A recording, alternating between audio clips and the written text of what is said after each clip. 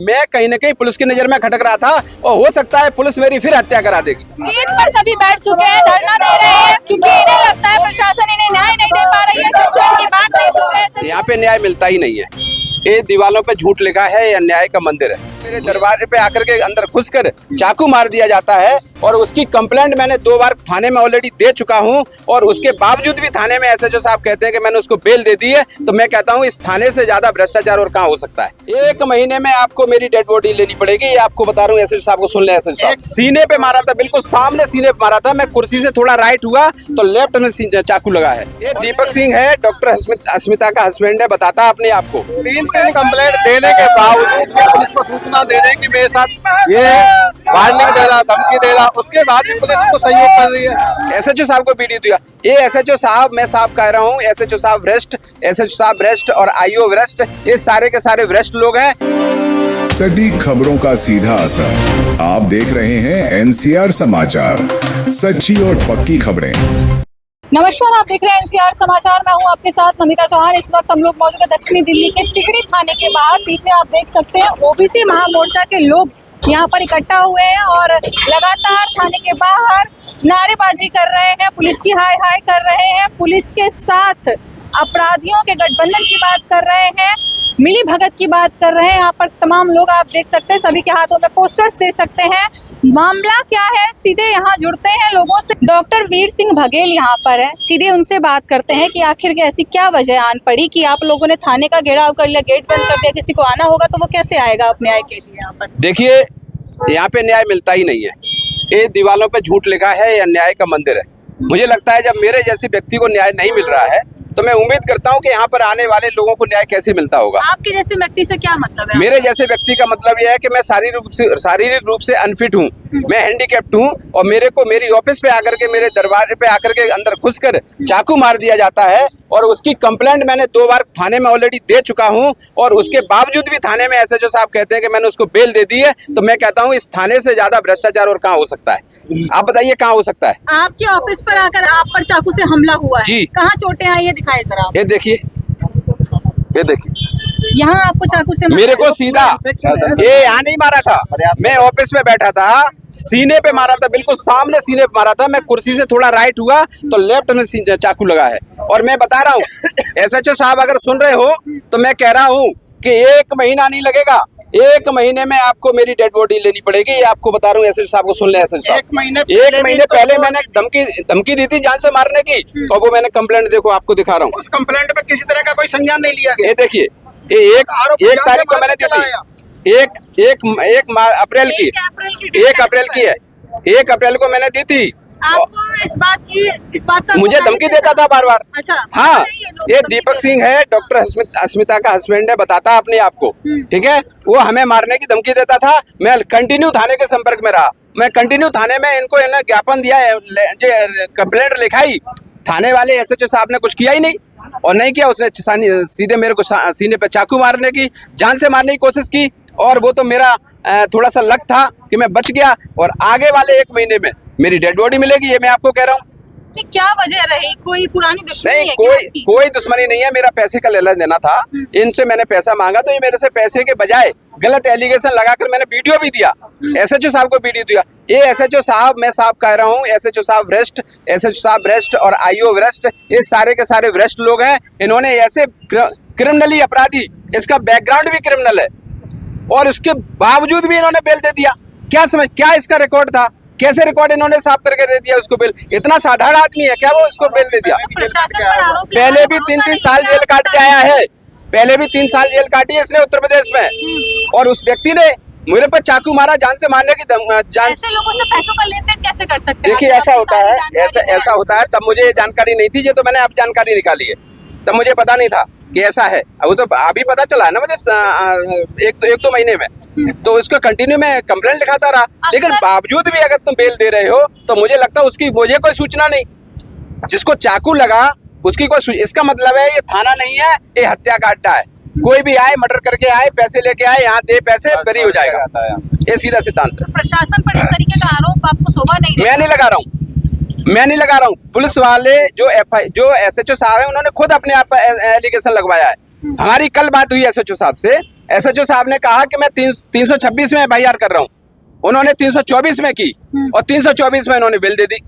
जब मेरे बात होने के बावजूद भी आप 326 नहीं लगा रहे। कुछ देर पहले आपके साथ के लोगों से बात हुई एसएचओ की और उनका कहना था कि 2 लोगों को गिरफ्तार कर लिया गया है। वो कहाँ है? गिरफ्तार कर लिया, वो कहाँ है? मैं दिखाइए अपराधी। मुझे बताया आपने? मुझे बताया? किसको बताया आपने अपराधी जेल में है? बताइए कहाँ है अपराधी? मुझे अपराधी का पूरा रिकॉर्ड चाहिए और नहीं आप जिम्मेदारी लो कि हमें कभी कुछ नहीं हो सकता। लो लीजिए थाने में एसएचओ साहब कहें कि आप जाइए घर, आपको कोई हाथ नहीं लगाएगा, मैं तैयार हूँ। बताइए। ऐसा तो नहीं कि आपके संगठन के या आपके जान पहचान के कुछ ऐसे लोग हो जिनसे आपकी दुश्मनी हो या पुरानी कोई बात जो उनको बुरी लगी और उन्होंने हमला करवा दिया हो? देखिए मेरे संगठन का कोई व्यक्ति नहीं है, ना मेरी पार्टी का कोई व्यक्ति है, दूसरी पार्टी का कोई व्यक्ति होगा, मुझे उससे कोई मतलब नहीं है। मुझे अपराधी से मतलब है, मुझे अपराधी चाहिए। अपराधी जिसने मुझे मारने की कोशिश करी, मुझे उससे मतलब है। ये घटना हुई कब आपके साथ? 29 तारीख को शाम को 5:30 बजे। 29 मई की बात। 29 मई। आज दिन कितने हो गए? आज 8 तारीख हो गई। 10-12 दिन हो गए। 12 दिन हो गए। अभी बता रहे हैं अभी बता रहे हैं कि हमने गिरफ्तार कर लिया है। अरे गिरफ्तार कर लिया तो हमें बताते ना कि हमने मुलजिम को गिरफ्तार किया है। कल ही तो मेरी बात हुई है। अक्सर आपको दूसरों के लिए आवाज उठाते देखा गया है और आप बता रहे हैं कि 10 से 12 दिन हो गए आपकी। देखिए जब दूसरों की आवाज उठाने के लिए हमें पता था, ये थाने के सभी पुलिसकर्मियों को पता था कि ये बंदा हमारे थाने में डेली आता जाता है, लोगों की न्याय की बात करता है, तो हो सकता है पुलिस की नजरों में मैं खटक रहा हूँ। ऐसा हो सकता है। मैं बार बार कह रहा हूँ कि मैं कहीं ना कहीं पुलिस की नजर में खटक रहा था और हो सकता है पुलिस मेरी फिर हत्या करा देगी। अगर आपने मुलजिम को पकड़कर और बाइज्जत बेल दे दी तो मैं 100% एलिगेशन लगाऊंगा पुलिस पे कि पुलिस ने जानबूझकर मेरे पे हमला कराया। कोई ऐसा व्यक्ति जो उस वक्त वहाँ मौजूद हो जिसने देखी हो ये चीजें या कोई सीसीटीवी फुटेज जो आपने पुलिस देखिए मैं आपको बता दूं, मैंने सारी जानकारी आईओ साहब को दे दी है, सारे लोग मैंने बता दिया वहाँ पे।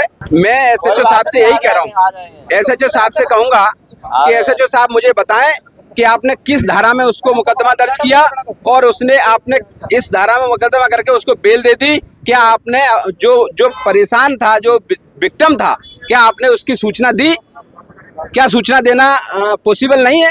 जिस व्यक्ति को मर रहा हो, जो व्यक्ति को मारा जा रहा हो, जिस व्यक्ति की हत्या की जा रही हो, वो व्यक्ति को बताना जरूरी नहीं है? आप लोग पैसे ले लो, आराम से बेल दे दो किसी को भी, 1 महीना लगेगा। आपको बता रहा हूँ मीडिया साथियों को, 1 महीने में मेरी हत्या होगी। ये पुलिस जिम्मेदार है, ये पुलिस जिम्मेदार है। शब्दों का इस्तेमाल मैं ऐसे नहीं कर रहा हूँ, अरे भड़का नहीं रहा हूँ। मुझे पता है अपराधी की प्रवृत्ति पता है, मुझको इसका नेचर पता है। जब मैंने डाटा निकाला तब मुझे पता चला है ना। ये देखिए मैं 2 बार कंप्लेंट दी है।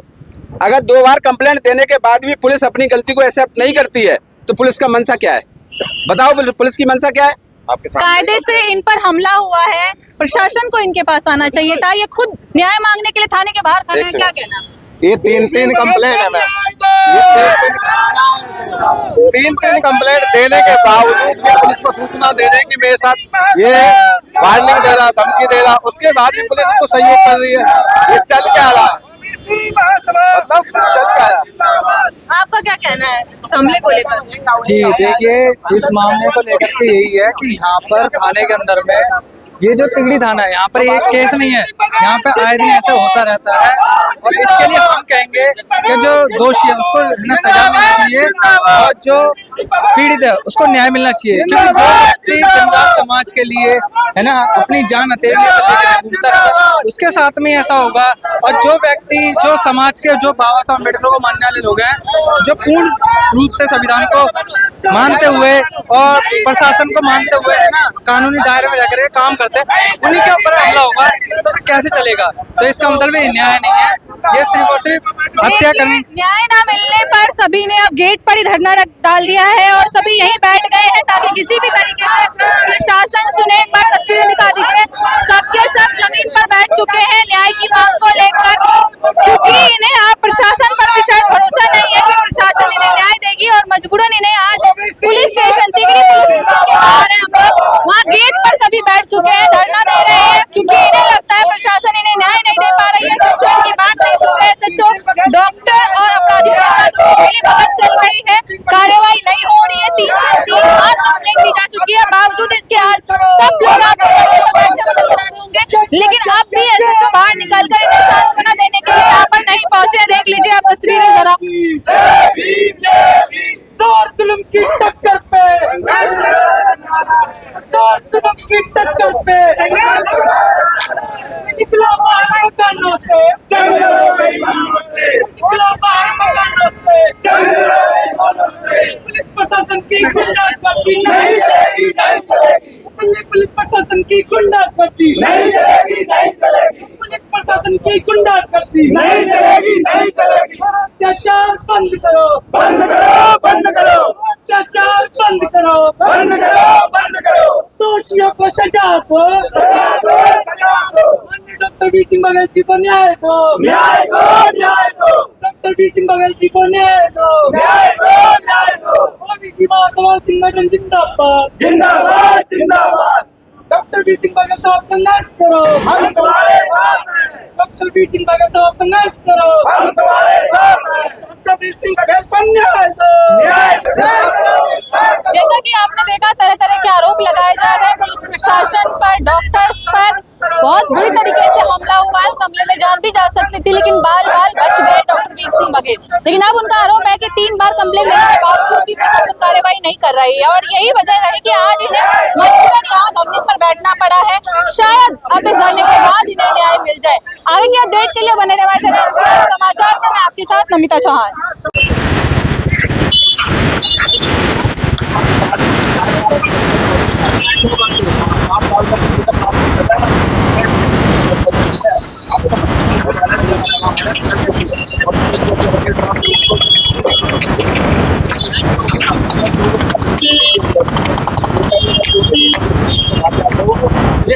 अरेस्ट हो गए दोनों। मैंने अरेस्ट की चाहिए कि पहले तो ये क्या मतलब है कि उसको बोल मार दी गई।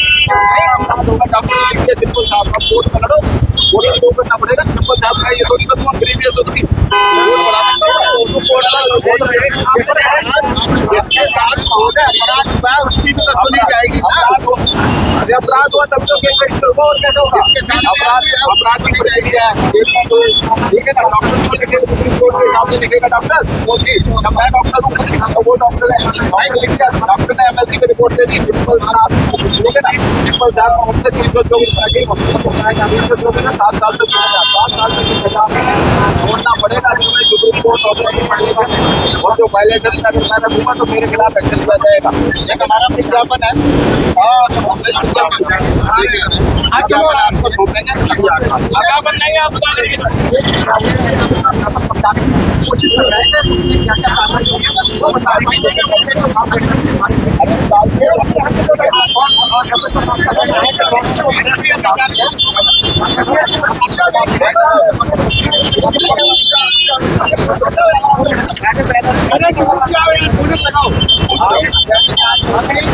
नीचे वाला